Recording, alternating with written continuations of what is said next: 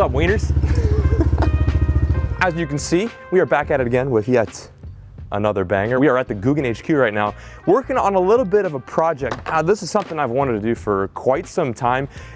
It's a little bit different from my channel, and to be completely honest, I'm not sure how it's gonna go down, but we are going to give it an attempt. The other day I was trying to think to myself, I gotta figure out different ways to catch fish. You know, in Texas, it's been kind of gloomy and nasty. Got 2 inches of rain last night, so you can imagine the bass fishing is super dusty at the moment, but I figured I'd switch things up and we would try to do a little bit of an experimental fishing challenge. What I've got right in front of me are some fishing tools, believe it or not. This may not look like much, but it's actually a fishing tool, technically called a jug line or a jug system, and we're gonna use these today to try to catch some catfish, a fish that I don't really normally go after. We're gonna compare this store-bought model to one of my homemade models. Now granted, I don't do this that much, so the challenge to begin with is just designing one. So I've got some actual jugs there, like some empty water jugs, and we're going to create a few of these, disperse them throughout the Trinity River and see if we can pull up some fish. And the Trinity River is pretty well known for some catfish, so I'm feeling extra confident. But first we gotta build our setup. Also, this morning we tried to catch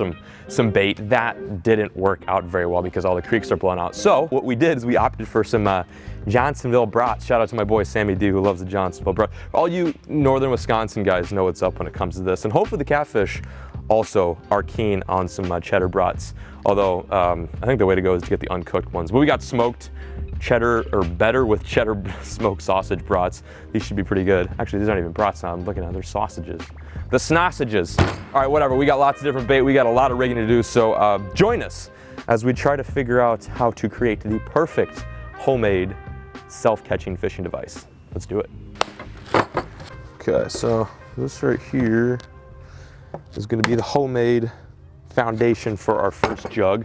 I don't really know what I'm doing. I'd love to give you guys some tips on how to make these. Usually in this part of the video, I go over all the tools that are necessary, but essentially all you're gonna need to make the jug, which I used to make this type as a kid, is just like one of these wooden rods. I think this is, it's a 5/8 inch wooden rod and a jug, an empty jug, like a milk jug.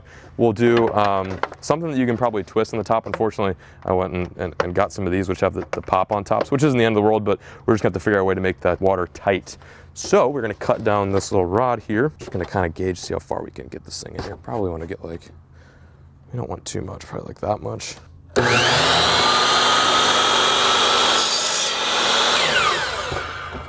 ought to do just fine. This seems kind of janky, but like I said, this project's supposed to be janky. Good enough.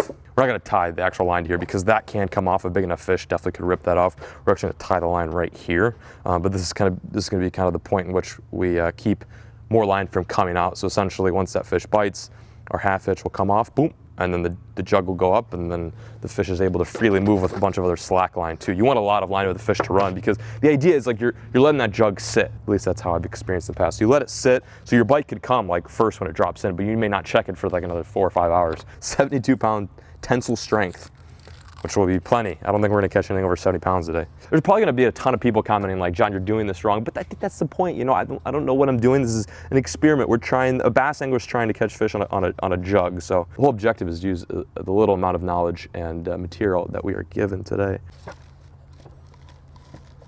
Looks about right. So we got a bunch of different types of hooks here. We got octopus hooks.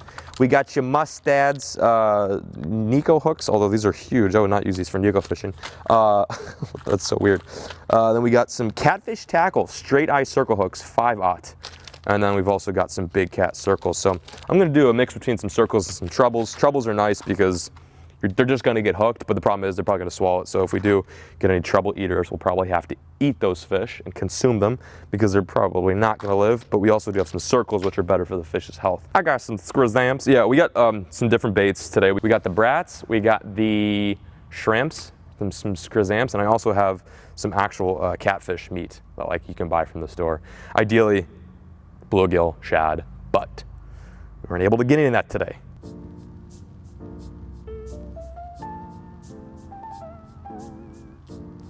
Yeah, so it's kind of like a catfish drop shot. Hello, wiener doggle. What, you gonna help me? Gotta take a dog catfishing, right? Isn't that the trick?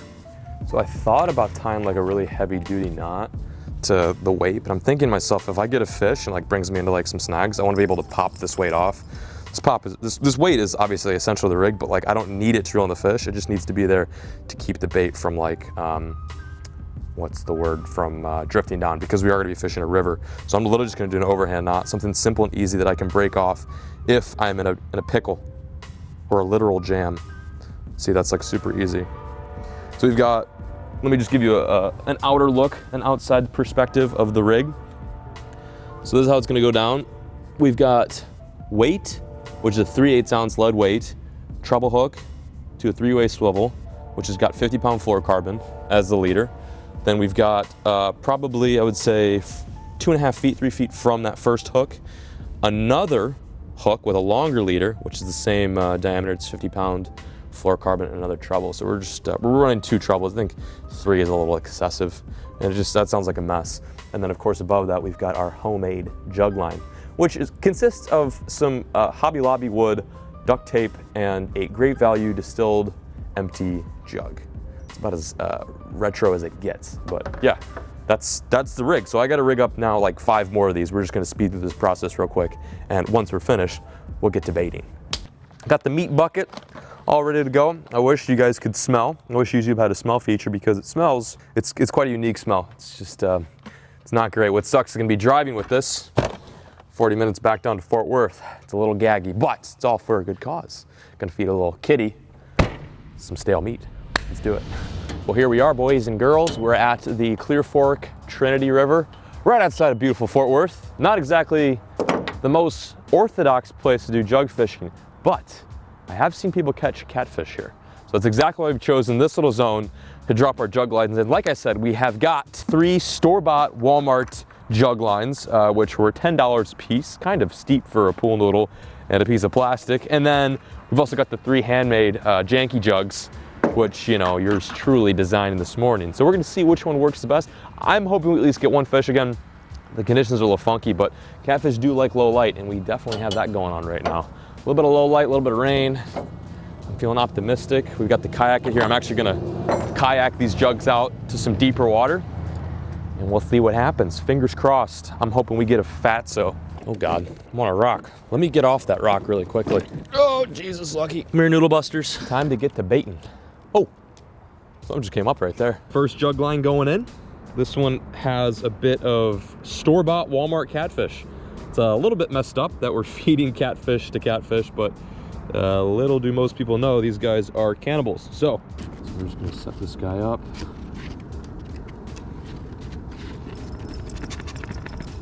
Just gonna tie a little overhand knot on our jug. There we go. First jug in place. Hell yeah, homie. Zing in the water. There we go. Janky jug is now set into place. So there's the store-bought one. There's Mr. Janky. Now I'm gonna kind of stagger these, and I'm going to place them farther down the river. The neat thing about this current is that it's gonna push all of that disgusting aroma from the dead meat down this way. It's gonna push it down river, so it's gonna actually bring some fish up. Catfish are mostly scent driven. They like the taste and the scent, so this is good. The fact that we've got a little bit of swift water today is not a bad thing. Let's check for depth. Oh yeah, deep hole right here. We're definitely gonna sauce a few in this area. Let's do shrimp and fish meat. I'm feeling like doing a little bit of combo today. Catfish do love shrimp. Again, ideally what we would want is to have like some sort of shad or maybe dead bluegill as bait. But we literally tried all morning. You guys understand, we really tried to catch some bait, but all the little creeks in which I usually catch my bluegill out of were pretty blown out because of the recent rain. That shrimp is as big as you, Lucky. You want it? You want a little bit of shrimp? Can dogs eat shrimp? Wow.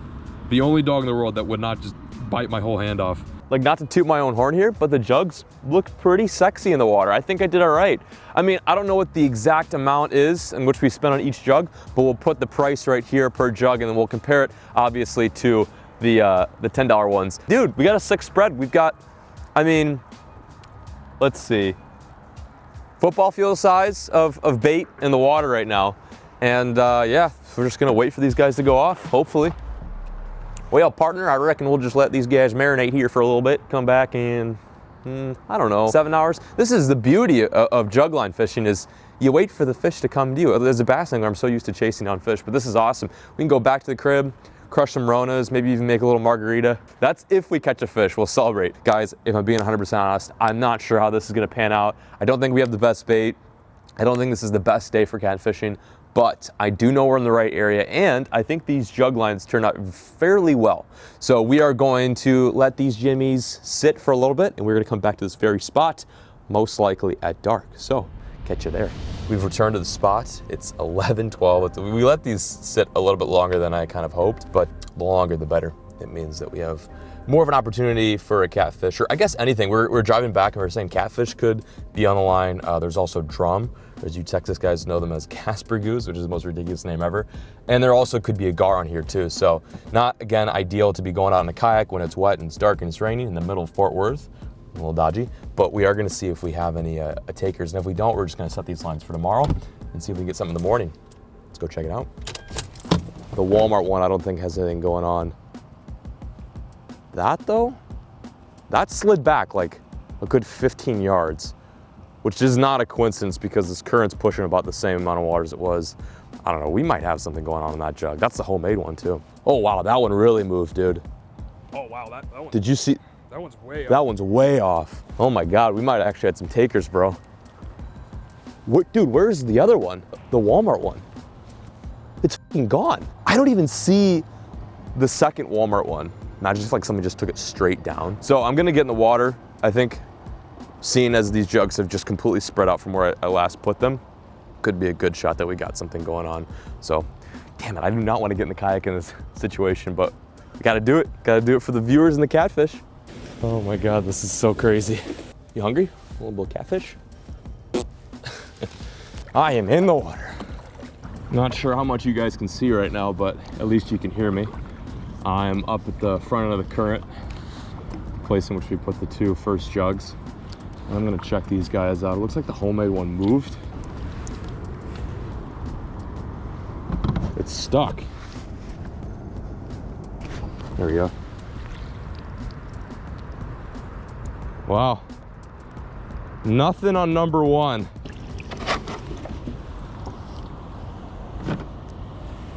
And this one doesn't seem promising either. Nothing on number two, just some trash. It's not looking so good. Okay, here we go, number three. Nothing. Damn it. This one moved a ton. I thought for sure we'd get some eaters. Nothing on this one. Bummer. Oh wow, all the line is off of this one. Hang on. Hang on one moment. All the line is off of this. No, nothing's on it. Something definitely took the bait on this. Damn. I'm sad to report that we don't have any fish on the end of our jugs. But the plus side, I suppose, is that they moved, which means something, whether it be a turtle or a catfish or a gar or an alien, was messing with them. And we don't know where one of the jugs is at, which is so weird. It's cold, it's wet, it's rainy. No one was out here fishing. No one would have snagged it. And if they would have snagged one jug, they would have snagged all my jugs. It's just kind of eerie. Like, I don't get it. Like, where'd it go? Anyway, I'm gonna rebait these guys and throw them out. We're gonna check them in the morning. Okay, here's the moment of truth. It's 3:39 a.m. This is round two of putting the jugs back in. I've rebaited all of them. They've had about 3 hours to sit at night, which theoretically is prime time for catfish to feed. But although I've heard many different theories behind when the best time is to catch catfish, regardless, I've heard that nighttime is good, which it is right now. And I'm so zooted, but I am I'm dedicated to filming this video for you guys. And you know, even if it means a sliver of a chance that we could have caught one. So I'm gonna head down to the river edge right now, and we're gonna see if we have any takers on the jug. My first jug is right under there. First glance, doesn't look like it's moved at all, but looks can be deceiving. I'm gonna go check out the other ones down there. Mind you, we did lose a jug in this whole process, so instead of 6 jugs, we now have 5 to work with. Not ideal, but we gotta make it happen. I only see 4 jugs, or 2 jugs, and I should be seeing 4. Ooh, that one might have moved, honestly. I'm not sure if you guys can really see me right now, but I'm a little confused. I just checked out my spread, my jug spread, and I'm missing a jug. I only see 4 and there should be 5. This is so strange. There's a jug thief on the loose. I don't know what's going on. Does that mean that I'm getting fish and they're taking it under? But that's so crazy. Like, these jugs are huge, and the other ones are made out of foam too. It would take a seriously huge fish to completely pull the jugs down. As reluctant as I am to get in the water right now, I am gonna hop in the yak and we're gonna go investigate. Again, it's not looking super optimistic, but some of the jugs have moved, which is enough to get me interested. Here goes nothing. Time to check the first jug out. Oh, you guys can actually see a lot more than I thought, at least. Ah, please let there be a fish on one of these juggies. One of these juggernauts. Okay, here comes jug number 2 with absolutely nothing on it. That's awesome. Okay, I gotta find, I'm missing a jug again. How ridiculous is this? I think I lost another jug, boys. I can't believe this, but I literally think I lost another jug. Jug number 3. Doesn't look like it's been engaged. Nothing on it. Fantastic. Anything on here? Beep. No, nothing. Please. Pretty please. All the line, oh, the line's still on there. Oh, yeah, I did not put this jug here.